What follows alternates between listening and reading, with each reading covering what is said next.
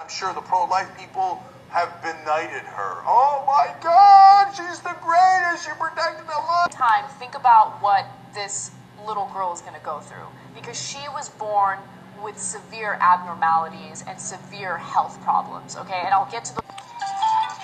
But in many other ways, she's developed like other babies. She smiles, babbles, and grabs for toys. Finish what happened with the rest. Goes to Michigan, she has the baby, and she decides, I can't take care of this baby because she's a single mom. So she gave the baby up for adoption.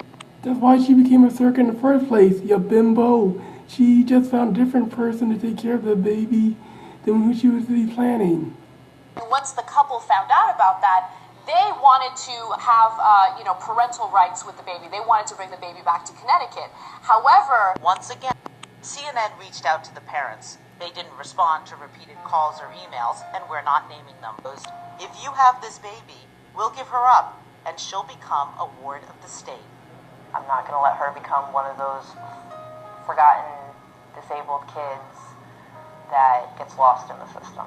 So don't say she didn't care. What if there was no? Don't say, oh, what if there was no one to adopt her? Kelly made sure she'd find a good home. It was Kelly who decided to try to give her a better life. They were talking about later redemption.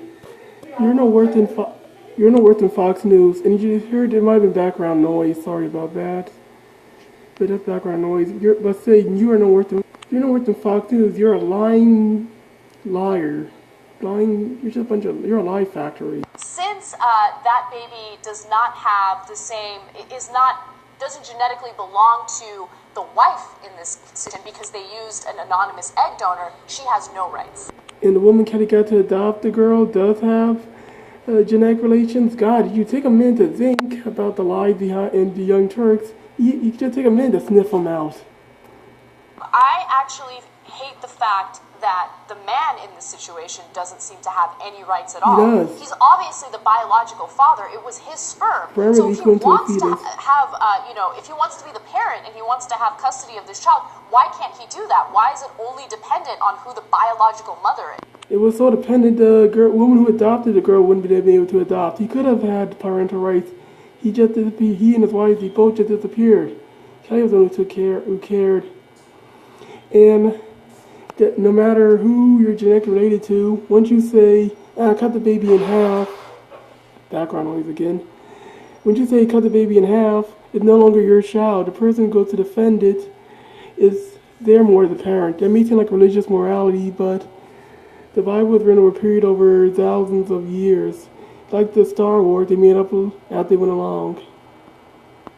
And now she's concerned about father rights. But when a father tries to speak on behalf of a fetus, is how dare he tell woman about her choice? Another thing hypocritical. Do you think if a woman signed a contract not to abort under many circumstances, but did a healthy fetus, do you think they'd be also hard on her? I don't think so. But don't take my word for it. Go back on this video. People, if they don't want to have that baby, to have that is crazy talk. Crazy. And if it's under unnormal circumstances, the heart conditions, but still want to give the child a chance to live, forcing her to kill it is perfectly sane. 20 billion, 100 billion people on the planet. I don't agree. I don't have to have every single life. You should watch the movie Ants. Kid has 3 heads, but the surrogate's going to have it anyway because they're either some sort of pro-life. Yeah, all quality life could join triplets or any conjoined siblings have. People have been curious about us since we were born. For